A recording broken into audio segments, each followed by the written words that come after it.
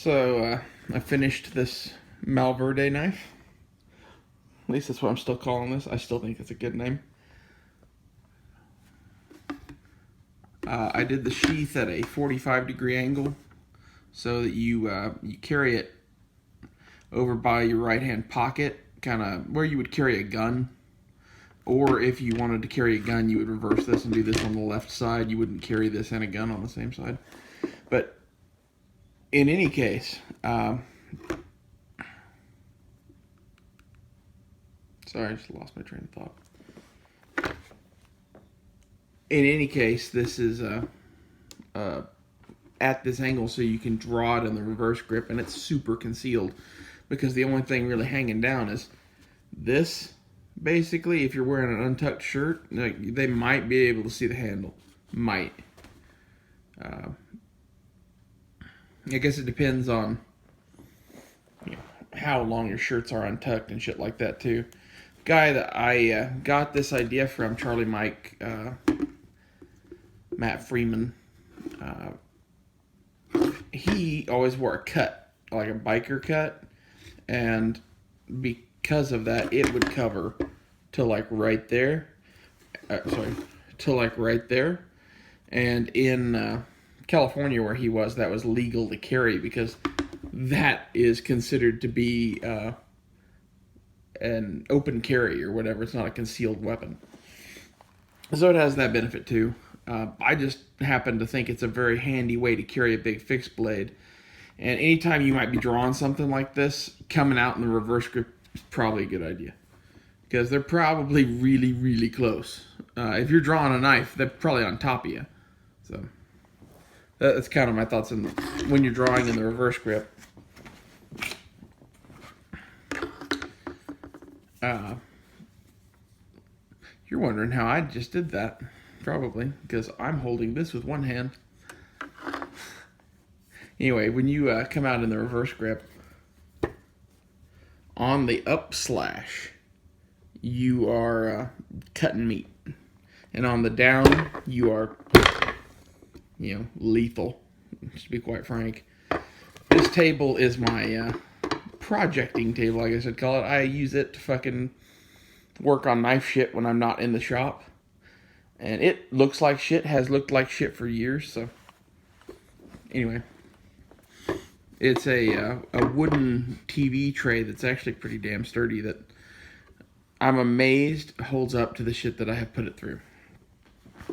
Anyway, I figured since I put those other videos here on YouTube, I would show this thing off on here too. Now that it's finished and complete.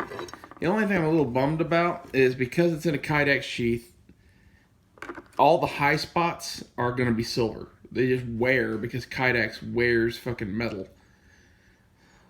And there's really no way around that. I mean, on like this knife, I'm finished now. You see, it has Mark Schmidt's Kydex too. It's kind of unavoidable. The only way to avoid this would be to make a production knife. You're making 100 knives, or however many you're gonna make, all the same, and you made a exact copy of that knife, but slightly bigger, and you mold it off of that. That's how like K-Bar and shit probably makes their sheaths. Any custom maker molds off the fucking knife, which gets you a really, really cool looking sheath. But it means that you're always going to have this, and I like black blades. So it results in this kind of mix of, black with scratches. But I kind of dig that too, because like, honestly, if you don't use your shit, I don't really respect you very much. And anyone who's going to be concerned about this doesn't use their shit. And I don't know. Like maybe if you want this as like a collectible, okay, but as a collectible,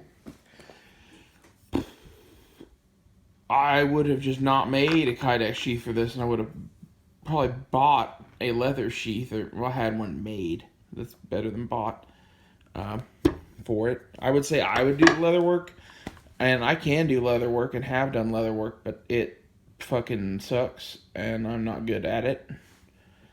The extent of my leather work these days is to make leather belt loops for these. I either do leather belt loops or these tech locks. These are actually a Chinese knockoff tech lock, just so you don't think you're getting a real one. But they have the same hole pattern, and I tested them side by side, and for the money, these are the thing. Your knife is roughly $20 cheaper because it's not a tech lock. If you buy one from me. And if you just absolutely think you have to have a tech lock, let me know. I'll order one for you and I'll charge you $20 more. Or you can go buy a tech lock for $20 and I'll give you this one and you can test them side by side. Either way, it doesn't matter to me. I like to have some sort of affordable, cheap way to ship with the knives so that they can attach. And the tech lock is just, it's the answer to so many fucking questions. And the fact that these Chinese ones are 99% as good for free, basically. They're free. I think it's worth it. And like I said, for me, attaching a knife to your belt, it's not exactly a high stress thing. And it's going to probably be an infrequent thing. So the other thing is, even on something like this that I carry around, I don't carry this every day, but that's mainly because I wear overalls. If I didn't wear overalls, I'd probably wear this every day because I like that knife. But for something that is going to mostly be thrown in a backpack and taken somewhere and like worn little, I just wouldn't worry about it. Let's put it that way. And on top of that, when I tested them side by side, what I was doing was literally putting them on a knife sheath. Sorry, you guys can't see what I'm looking at. I was putting them on a knife sheath, putting that knife sheath on a belt, hanging that belt from a tree, and seeing if it broke or not. Okay? Now, I never put my full weight on it because the sheath itself isn't that strong. But I bared down on these fuckers as hard as I could, and I couldn't pull them off, and I couldn't break the mechanism. And then, separate of this, I've tried bashing them with hammers, again, next to real tech locks, and they both did equally well. Like, some of the hammer swings, I did not expect them to survive, and they both did not survive. And the ones that I expected them to survive, they did. So yet again, with my testing, I don't see a difference. I think this is a great way to fucking attach your fucking knife to you. And the way the Chinese do this, I get the tech lock and the hardware for it all in one thing. And it's super fucking cheap compared to a normal tech lock. Like I said, $20 difference. Now, if I bought normal tech locks in bulk, it might only be like a $10 or $15 difference. But I would still be charging you $20 for that tech lock because you can't buy them, 100 at a time. So for you to buy my knife without one and then add a tech lock, it costs $20. So I'm going to make that money. So in case anyone wants to quibble about the price,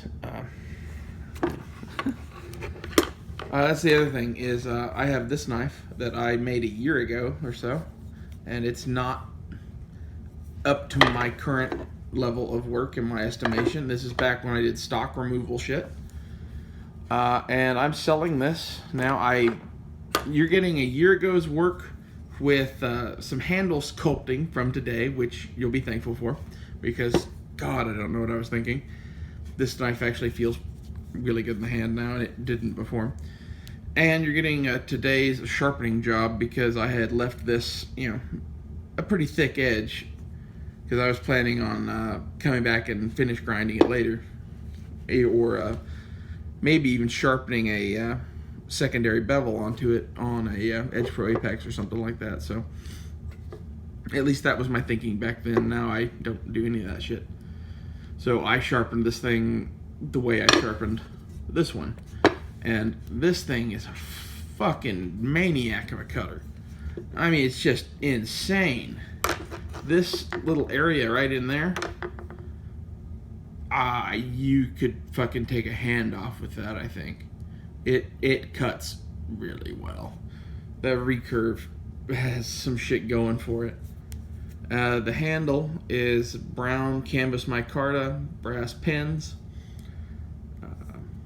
It's $10.95 and has a maker's mark and says the steel on it, which is a pet peeve of mine when you buy custom knives. Half the time they don't even take the time to stamp their fucking steel in it. Like, you'll be lucky if it says a name. If someone's really got their shit together, they always have a maker's mark or a name. But you'd be amazed how many fucking high-end knives even don't say the fucking steel on them. And anyone who looks at this is going to read my name and know that's the maker, and flip this over and know, oh, it's a 1095 blade. Because 1095 is a well-known type of steel. It's not like I'm using 8CR2MOB.POVU whatever. Well, anyway, this is $120 shipped with the sheath, which is a pretty good fucking price compared to my normal knives. This is $300, and I'm not even really sure I want to sell this, but if someone wanted to buy it, I would probably sell it. And I'm selling this and a bunch of my old knives at a discount just to move them, because I have some stuff that I need to get rid of. And as I make sheaths for them, I will post them on Instagram, and I will try to make a video like this and put it up here too if anyone is interested. I don't think there's that many people on this channel that are really interested in this shit, but you know, if anyone's here you go. Bonus content. This is the first long YouTube video I've made in forever.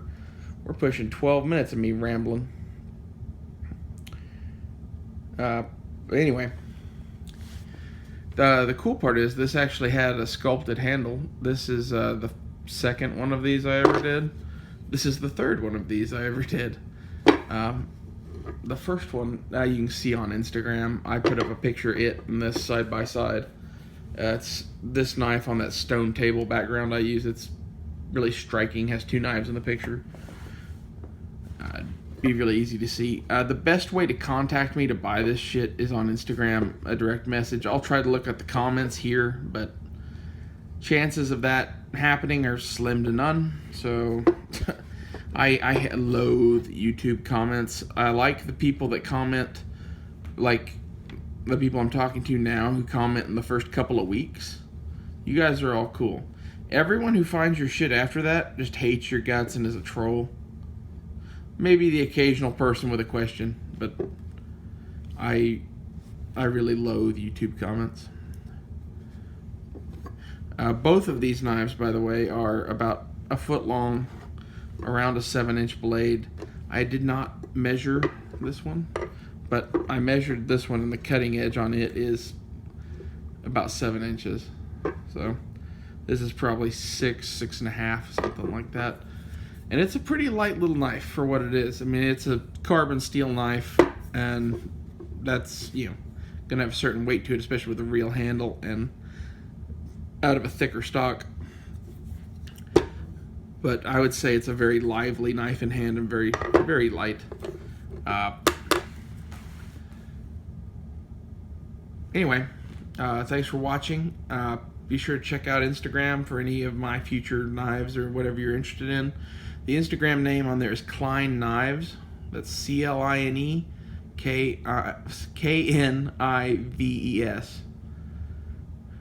I should really practice that one. Anyway, see you guys later.